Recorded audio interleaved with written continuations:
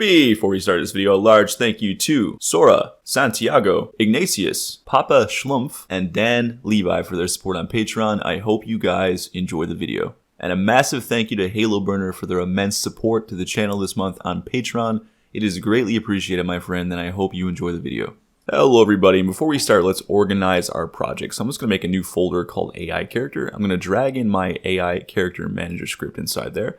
Then I am going to drag in the World AI Manager script into the World Managers folder. And lastly, I'm going to drag in the Toggle Attack Type into the Animator folder. Okay, now let's actually go into the Character folder here. Let's go to the AI Character. Let's create a new script. We're going to call it AI State. And as that title suggests, this is going to be the base class for our states. And for those of you who don't know what states are, think of them as like things that we're going to do or modes. So if we're in idle state, for example, the AI is just going to idle around and look for a target. If we're in our pursue target state, then the AI is going to chase its target. And yeah, states just allow you to quickly switch between these modes of operation, and you can do some logic there. So let's make this derived from scriptable object. Let's delete the start and update function and drop in our namespace as is per tradition. I'm then going to make one singular function. I'm going to make it of type AI state, as in this script, so it has to return an AI state. I'm going to call it tick. I'm going to make it require an AI character manager. And all we're going to say for now is return this. So when you run this function, you're just getting back this actual script, so the state itself. So if you want to, you can throw a debug.log message here just saying we are running the state, but I'm going to show you a better example. So let's go back now to the AI character manager script. I'm going to make a header. I'm going to call this current state. I'm going to make a serializable field so I can see it in the inspector. A variable of AI state. Going to call this my current state. Now, next we need a way to run the logic on this state. So let's make a function, a private void process state machine. So I'm going to show you two ways to do this. So the first way you could do this is the way most people would probably do it. We can start by saying if the current state does not equal null, then we can simply say, right above this, actually let's make a variable first for AI state. Our next state is equal to null. And if the current state does not equal null, we're going to say next state is equal to current state, and we pass this AI character manager. We say current state.tick because remember that function returns a state. So right now it's just going to return the same state over and over again. And then we say if next state does not equal null, we say current state is equal to next state, and then the process will repeat indefinitely. So you're always just basically going through the state, and if the state switches from the script that we made, then it will change the current state, all while it's running the logic on that state script. So I'm going to show you what I mean in the future though, to give you an actual working example. But option 2 is instead of writing it like this, you could say AI state next state is equal to current state question mark dot tick this. And all this does is basically saves you the trouble of writing the statement whether or not you check it's null. And then we can say if next state does not equal null, current state is equal to next state. So this is just a simplified version of writing it. It's kind of like shorthand, but some people don't like it because it looks a little confusing to them. I'm going to use option 2 because I'm more used to it, and I do like the shorthand version. So again, you're just basically, this just stops you from needing a check if the current state does not equal null, because that question mark does it for you. So again, we're just running the logic here on this state. So basically you could do some logic here to find the player, pretend this is the idle state. And then if we have found the player, instead of returning the same state, we could return a different state entirely, like the pursue target state. Otherwise, you could just stay on this state and keep returning the same state over and over again until you find a target. So again, I know it's a little bit more difficult to understand if you haven't done this before and you don't see examples. So we're going to actually make a working example very soon, but I'm trying to be as clear as possible so you know what we're doing as we move on. So I'm just going to delete the option I'm not going to use here. So I'm going to use option 2. I'm just going to put that in there. Okay, so next let's go over to the character manager and let's make a virtual fixed update. And here's where we're going to run our logic. I'm going to override it on the AI character manager. Why am I using fixed update? Well, it's just not called as much as update, and we don't need to call this every single frame. We can call every fixed frame. So let's go over here now and override fixed update. Let's just call process state machine. And now, if you did this and you made a state with that blank state, you would see that debug message. But we're going to take it a step further. Let's go now into the AI character folder. Let's create a new state, so C# script. And I'm just going to call it AI idle state. And as I'm typing this out, I don't like how it looks because there's a lot of weird lettering there. So I'm just going to call it idle state instead. There we go. All right, so let's open that up now and delete the start and update method as is per tradition. Drop in our namespace and make this inherit from our base class. And now here's where you're going to get to see a working example, so it'll be a little bit more clear if you don't understand it already. And if you do, that's awesome. If you work with state machine support, really awesome. So let's first make a create asset menu here, and I'm going to call this menu name. Let's just put this in under AI, and then slash states. And then slash this one specifically will be called the idle state. So let's call it idle. Now we're going to override our tick here. And we don't want to return the base logic, otherwise we'll always get that base logic. Since this is returning something, will stop and none of the code here will actually ever run.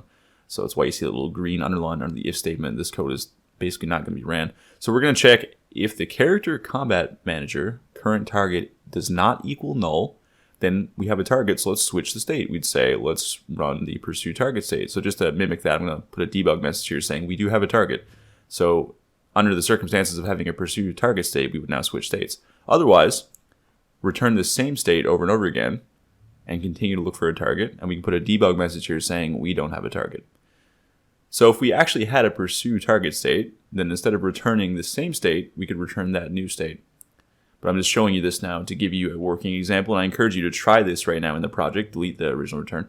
Try this in the project right now with me if you don't understand how this works, because I want you to understand this before we move on. So let's just put return this at the bottom here, and I'm just going to delete the original debug message because again we can't see that. So okay, so now let's create this state in our data. So let's go to data. We're going to create a new folder for AI states, and then we can just place that new state in this folder here. So let's go inside there, right click, create AI states and our new idle state.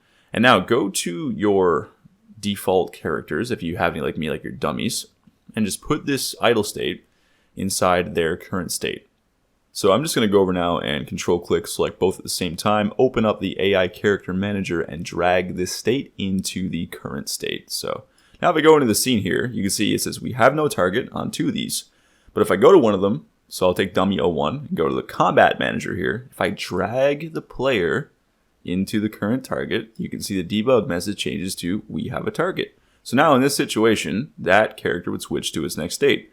I'll do the same thing for the other one. You can see the other one switches to, and now both are saying we have a target. So basically this is how a state machine works. You're just switching these states based on the criteria that needs to be met before switching the state. It's just that simple.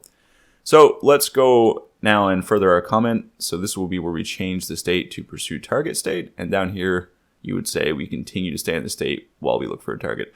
And then, for example, on the pursue target state, when you're close enough, then you would switch to the combat stand state. So you're just switching around these different modules of logic based on some things that need to be met before you switch. That's it. So down here now under the tick for the idle state, we can make a function called find a target via line of sight. Or alternatively, we could actually put this on a new script, the AI character combat manager, in case you want to reuse this function outside of this one singular state. Maybe you want to use it on a different state that's not the idle state, for example. So let's go over and create a new script called AI character combat manager. And as a lot of you probably guessed, this is just going to inherit the logic from the base character combat manager. So let's delete start and update functionality, drop in our namespace, and let's make this inherit from character combat manager, meaning it gets all of the logic from the character combat manager while also having its own logic. And since this is the AI, and the AI is going to be using a find a target to select its target, we can put that here. Next, remove the character combat manager from both of your dummies or all of your AI, and then add the AI character combat manager. Don't forget to drag back in your lock-on transform if you haven't made a script to locate that automatically. If you'd like me to do that next video, please just let me know. It's very simple. I can do that in the first like 30 seconds if you want. Next, go into your AI character combat manager and paste in this function, find a target via line of sight. Make it require an AI character manager. Call that AI character. And then we're going to say if current target does not equal null, return. We don't need to find a target if we already have a target. So we're going to start by making an array of colliders. We're going to initialize that by saying this array of colliders is equal to physics.overlap sphere. And the position that we start on will be, of course, the AI character.transform position. And then the radius, well, we can make a header for that because if you want different AI to have different detection radiuses, maybe one that's a bit slower and more stupid can be more blind. Maybe one that's a bit more cunning could have a much wider radius. So let's make a header for detection, and then a serializable float for detection radius. I'm going to initialize mine to say 15. I'm just throwing a random number right here right now, though. This will obviously change depending on what you want, the feel of your game, how your level is going to be, etc., etc. So now if we go to the World Utility Manager, you can see we have 2 layers here for our character called character layers. Let's use that right now. We only want to run this on the character layers because otherwise it's just a waste of memory. So we can say World Utility Manager.instance.get character layers, and we're good to go. So now that we have a list of potential targets here, or an array rather, let's sort through them by using a for loop and not a for each loop. So let's just use the colliders.length here. And we're going to iterate through every collider we have here, and we're going to check for a character manager. You notice I use the character manager, not a player manager. This is just because you can also have the option to have AI fight other AI. So I'm going to call this target character. I'm going to say this equals colliders i.transform.getComponentCharacterManager. Now, we need to check if that character manager is not null before we continue. So we could say if target character does not equal null, and then inside this if statement, we could also do the next if statement by saying if target character does not equal the AI character itself, but let's use the shorthand way of writing it and make it a little bit neater. So instead of saying if target character does not equal null, we're going to simply say if target character is equal to null, then we're going to continue, which in the case of this for loop means we're going to move on to the next potential target character in the array. And then likewise, we can say if target character equals this AI character, well, then we're going to continue because we don't want to target ourselves. That would be silly. All right, so let's go on to the next step now. There's a bunch of things you want to check here, depending on what kind of feel you're going for. So we're going to check for if the target is dead. Obviously, we're going to continue. You don't want to target a character that is already dead. Otherwise, you'd just be quite literally beating a corpse. And next, we're going to do a check for, can I even attack this target? And by that, I mean, is this character on my team, quote unquote? So for example, if you're a cooperative player and you're with the host, you don't want to be able to hit your host. That would be kind of weird. So let's go to the enums section here now and make a new enum list. Now, guys, for this video, I'm going to keep it very simple. You can add as many as you want. In Nephilim, I think I have like maybe 10, but I'll make a public enum for character group. And you could do something as simple as friendly and enemy if you want to. But there's different variations, for example, like the enemy AI can't typically attack an invader, but they can under some circumstances in Dark Souls 3 if an item is used. But like I said, to keep it simple, we're just going to do Team 1 and Team 2. We're going to assume Team 1 is friendly and Team 2 is the enemy AI. So we'll open the World Utility Manager now, and the logic still applies the exact same way no matter how many of these that you have, so feel free to add as many as you want. I'm going to make a public bool, so it's going to return true or false. Can I damage this target? And to know this information, we're going to require 2 things. The attacking character's character group and the target of the attack, their character group as well. So let's make a requirement of character group. We're going to call this attacking character. And then make another requirement of this function of character group. And we're going to call this target character. So in order to run this function and get a response of true or false, we need to pass this function these 2 things. Okay, so after we've given it these 2 items, we're going to check first. We're going to say if the attacking character is equal to character group.team1, and then you can just say else they got to be team 2. We're going to do a switch statement here. So we're going to use a switch statement on every possible target character. So all their groups, I mean. And then we can also just copy and paste the switch statement down here or autofill, whatever you want to do. And then we're going to basically decide based on this switch statement. Now, I don't like the way it looks if you say if else, because at first glance, I just don't like it. So I'm just going to say else if instead so we can clearly see team 1 and team 2. This is just personal preference. Obviously, you don't need to do this. It is entirely pointless, but I like the way it looks. And the readability is the most important thing to me. So now, if this is team 1 and you're trying to attack a team 1, false. You can't do that. If this is team 1 and you're trying to attack a team 2, yes, you can do that. So return true. Likewise, down here, you can say if this is team 2 and you're trying to attack team 1, yep, you're good to go. You can do that. Otherwise, if you're team 2 and you're trying to attack your own team, then no, you cannot do that. So very simple, very straightforward, very easy to kind of set up a lot of different patterns here for you can say affiliations, being able to attack other affiliations or whatever. And in the end, I'm just going to put return false. And you can also delete these break statements because you don't need them. Once you have an option here, you're simply returning out of the statement. So the code below it would not run. So you can just even have it look like this. It's a lot nicer on the eyes too, I find. So let's save that. Go back here now, and under the find a target via line of sight, I'm going to simply say if world utility manager.instance.can I damage this target, and we're going to pass the AI character. So I'm putting character. Oh, and if we go to the character combat manager, this character variable should be protected so other classes can use it, not private. So I'm going to save that. And just as I say that, I'm now realizing that I should have just said AI character instead of character there because I'm requiring that for this function, so don't mind me. But then we're going to pass the target character. So we're going to need these character managers here because we're going to reference a new variable we're about to make on them. And the variable is going to be, of course, the character group. Now, if you want to put this on the character combat manager instead, by all means, go for it, wherever you think it fits the most. So make a header for character group, make a public character group variable so other places can access it, and call it character group. So then we're just going to say character.character group and then the target character.character group. So we're using this in an if statement because remember, this is going to return true or false because it is a bool, not a void. So if, yes, we can attack this potential character, then we can move forward with the final step, which is if a potential target is found, we need to check for two things.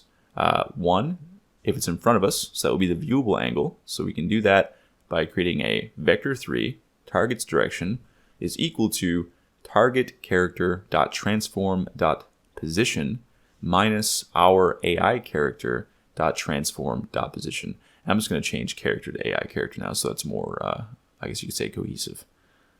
There we go. So after we have the direction, we can then get the viewable angle. I'm going to do that by making a float viewable angle variable. I'm going to initialize that by saying it's equal to vector3.angle between our target direction and, of course, the AI character.transform.forward. Now, we need to check for a minimum and maximum value. So I'm going to make a serializable field float for the minimum viewable angle, or we can call it minimum detection angle. I'm initialize it, say, minus 35. That's a good one for me, I think. And then I'm going to make the maximum and make that positive 35. So you have a pretty decent cone here for how much you can see. And now we're going to compare it by saying if the viewable angle is less than the minimum, or sorry, greater than the minimum detection angle, and it's less than the maximum detection angle, then we pass. And then the final step is we need to check for environmental obstructions, much like we did for our target lock-ons. This is kind of like the lock-on, quote-unquote, for our AI. So we're going to do the same thing here. We're going to check for an environmental blockage using a line cast. And we know that if a line cast returns true, it's because it hit something before getting to its destination.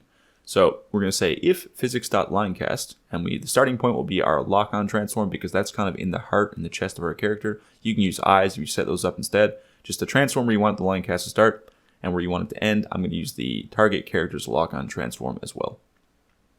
Okay, that is pretty great. I use the lock-on transform, by the way, because it's in the center of the character, so it's nice. We can put a debug.log message. If this returns true, we are blocked. Else, we assign our target. So you don't want to say AI character.character combat manager.current target is equal to this. You could, but you want to use our set target function so it updates on the network for everybody else as well. So let's just say inside of here, AI character combat manager.set target, and then we pass our new target. Okay, cool. So that should be working. Let's go over now into the idle state. And we're going to simply run this logic if we don't have a target by saying AI character combat manager find target via line of sight. And then we're going to pass the AI character. So let's go over to the AI character manager and let's make an AI character combat manager variable because we don't have that yet. Now let's override the awake and call it there. Let's make this variable public so we can actually access it from the idle state. And let's just say AI character combat manager is equal to get component AI character combat manager. Now, back to what I was typing. Dot find a target via line of sight. Oh, this is private. I forgot to make that public because we brought it over here instead of keeping it on the state. Now I should be able to call it. dot find a target via line of sight. Third time's the charm. Let's pass the AI character and we should be good to go. So I'm just going to say return this inside here as well. And otherwise, we're just going to put return this inside if we have a target as well for now, because we don't actually have a pursue target state. But if we had one, we'd return that instead. So let's save that and go over now into the project. I'm going to go to dummy 1 and 2. I'm going to go to the AI character manager and assign them team number 2. Oh, I did forget something though. Let's go into the scene. Let's actually set this up so we can like make a wall to obstruct our character. So I've just got these 3 walls set up. I'm going to save that. Looks good to me. Next, I'm going to go over to the 2 dummies again, and I'm going to just kind of drop down their Y position so I'm floating in the air because he was on the little cliff. And I'm going to make a debug message saying that we don't have a target, or rather searching for a target down here, so it's clear when we're still looking. Also, I forgot one vital thing. Let's do a debug.drawLine so we can see in the inspector the line in case it's blocked. And let's just pass the same values, the lock-on transforms. But also, the thing I forgot was let's only cast this on the world utility manager.instance.getEnviroLayers. Otherwise, the line cast will actually hit a collider inside the character and return true all the time. So we only want to cast this on environmental layers, which is the default layer. We want to ignore the character layers to check if we're blocked. So again, we're just going from lock-on transform to lock-on transform only on the enviro layers. Now let's go into the scene and let's test this out. The enviro layers, by the way, for me is only on default, as you can see here. So if we go into the game here and go to scene view, you can see there's our line cast because we're drawing it with the debug. It's that white line there, and it starts at the chest of the AI here, goes through this wall. You can see it's saying blocked because this wall is definitely blocking the view. And then it goes over here to our player character. Now, I'm going to round this wall, but it shouldn't detect us yet because we should be outside the field of its view of like 35 degrees. And yes, it does not detect us, but as I get closer, it should. And yes, we have a target. So there you go, guys. We have a way to detect targets using field of view, radius for the distance, just like the lock-on. And we have a way to make sure that if there is an environmental obstruction, there is no way to detect the target. So in the next video, we're going to touch on the pursue target state, and we're going to set that state up. So the end of the next video, we'll be having it so the AI chases us around the arena and just basically pursues us endlessly. In the future, too, we're going to come back to the idle state, and we're going to add a way to essentially detect a target via sound. But we won't do that until we do our footsteps and stuff. We're going to get the basic states of the way first. So the next few videos will be the pursue target state, followed by the character combat stance state, and then lastly, the attack state. So after that's all done, we'll have a way to get into the level and fight some enemies, and we can have a nice little game loop. And once we have all of those basic states, we're going to make a boss and a boss event. So then you'll have an area you can fill with AI and a boss you can fight, and that is a nice solid little game loop. Okay, everybody, thank you very much for joining me again here this weekend. I greatly appreciate it. I hope you learned something new, and I hope I have been very descriptive enough for you to really grasp this and maybe even make some states of your own. Come back next week. We're going to do the pursue target, and we're going to learn how to navigate using a blend of the nav mesh agent while also still using the root motion of our animations. A special thank you to all my patrons. It is because of all you lovely people I get to keep doing this, and I love doing this. I will see you guys next week. Talk soon.